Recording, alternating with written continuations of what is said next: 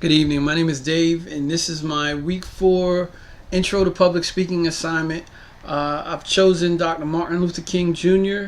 as my public speaker and his I Have a Dream speech. In a sense, we have come to our nation's capital to cash a check. When the architects of our republic wrote the magnificent words of the Constitution and the Declaration of Independence, they were signing a promissory note to which every American was to fall heir. This note was a promise that all men would be guaranteed the inalienable rights of life, liberty, and the pursuit of happiness. It is obvious today that America has defaulted on this promissory note insofar as her citizens of color are concerned. Instead of honoring this sacred obligation, America has given the Negro people a bad check which has come back marked insufficient funds. But we refuse to believe that the Bank of Injustice is bankrupt. We refuse to believe that there are insufficient funds in the great vaults of opportunity of this nation. So we have come to cash this check, a check that will give us upon demand the riches of freedom and the security of justice. We have also come to this hallowed spot to remind America of the fierce urgency of now. This is no time to engage in the luxury of cooling off or to take the tranquilizing drug of gradualism. Now is the time to rise from the dark and desolate valley of segregation to the sunlit path of racial justice. Now is the time to open the doors of opportunity to all God's children. Now is the time to lift our nation from the quicksands of racial injustice to the solid rock of brotherhood. It would be fatal for the nation to overlook the urgency of the moment and to underestimate the determination of the Negro. This sweltering summer of the Negro's legitimate discontent will not pass until there is an invigorating autumn of freedom and equality. 1963 is not an end, but a beginning. Those who hope that the Negro needed to blow off steam and will now be content will have a rude awakening if the nation returns to business as usual. There will be neither rest nor tranquility in America until the Negro is granted his citizenship rights. The whirlwinds of revolt will continue to shake the foundations of our nation until the bright day of justice emerges.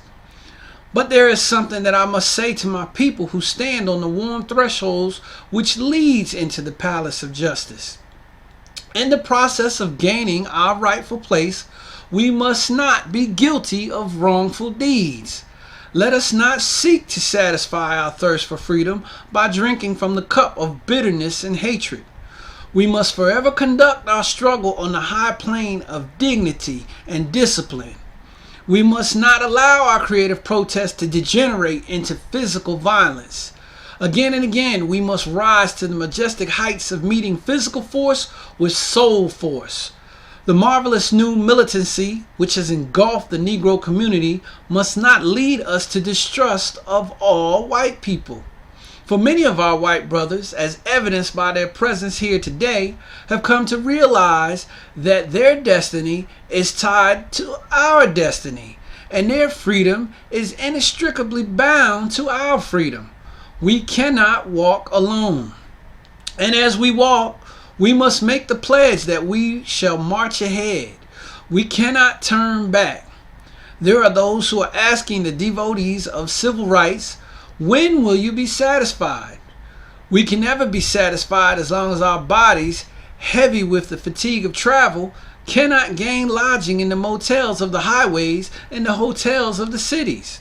We cannot be satisfied as long as the Negro's basic mobility is from a smaller ghetto to a larger one.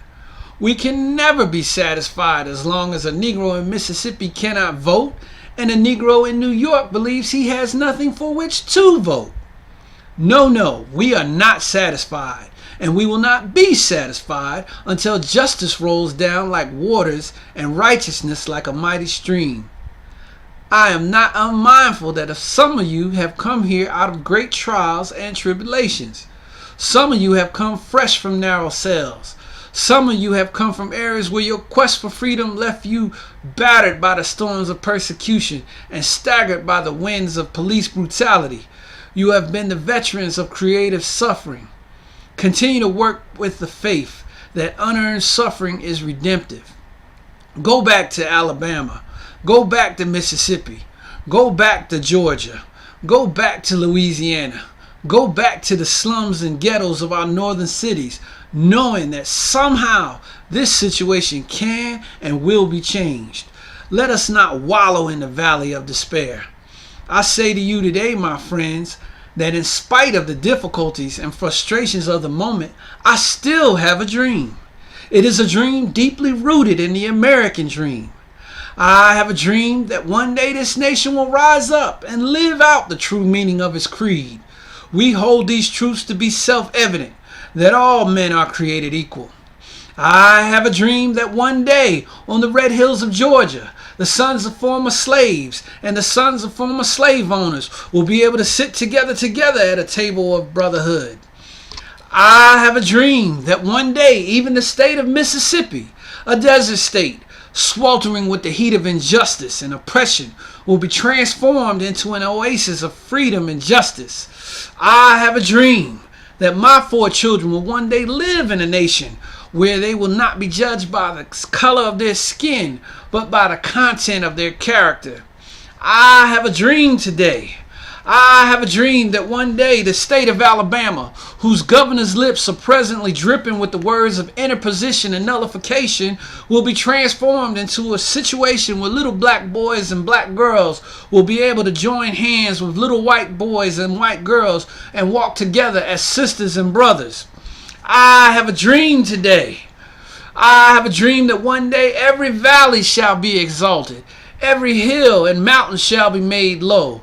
The rough places will be made plain, and the crooked places will be made straight, and the glory of the Lord shall be revealed, and all flesh shall see it together. This is our hope.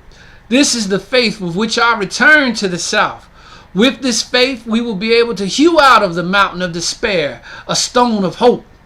With this faith, we will be able to transform the jangling discords of our nation into a beautiful symphony of brotherhood. With this faith, we will be able to work together, to pray together, to struggle together, to go to jail together, to stand up for freedom together, knowing that we will be free one day. This will be the day when all of God's children will be able to sing with a new meaning, "My country, 'tis of thee, sweet land of liberty, of thee I sing. Land where my fathers died, land of the pilgrim's pride. From every mountainside, let freedom ring." And if America is to be a great nation, this must become true. So let freedom ring from the prodigious hilltops of North Hampshire. Let freedom ring from the mighty mountains of New York. Let freedom ring from the heightening Alleghenies of Pennsylvania. Let freedom ring from the snow-capped Rockies of Colorado. Let freedom ring from the curvaceous peaks of California. But not only that, let freedom ring from Stone Mountain of Georgia. Let freedom ring from Lookout Mountain of Tennessee. Let freedom ring from every hill and every molehill of Mississippi. From every mountainside, let freedom ring. When we let freedom ring, when we let it ring from every village and every hamlet, from every state and every city, we will be able to speed up the day when all of God's children, black men and white men, Jews and Gentiles, Protestants and Catholics, will be able to join hands in singing the words of the old Negro spiritual, "Free at last, God Almighty, we are free at last."